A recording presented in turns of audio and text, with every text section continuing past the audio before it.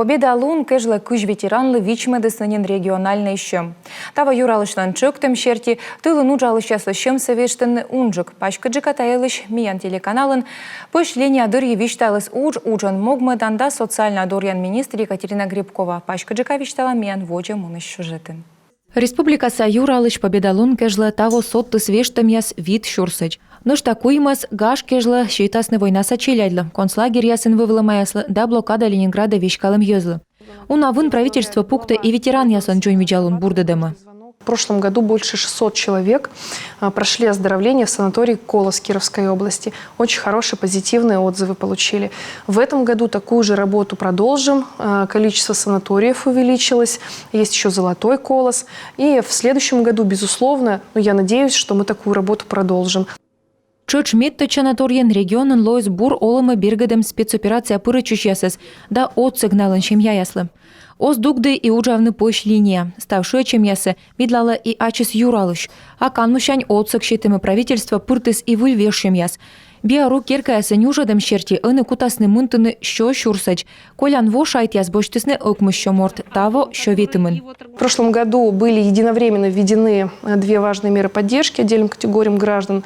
Единовременная выплата в размере 5000 рублей пенсионерам, одиноко проживающим, у которых низкие доходы. 5000 рублей мамам, которые воспитывают детей с инвалидностью.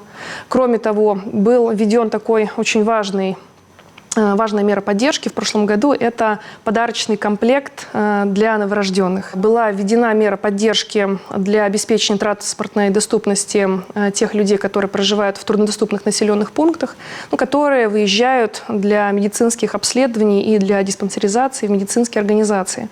Вот 2 раза в год мы предусмотрели с прошлого года такую меру поддержки для оплаты проезда таким категориям граждан. Можно обращаться в соцзащиту и использовать эту меру поддержки.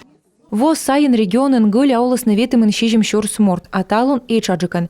Колананло и соцконтракт. Сия верма соцсанны нёль туйвижин. Велу чем уч корчем асвела ужалым да олымын шöкыт када.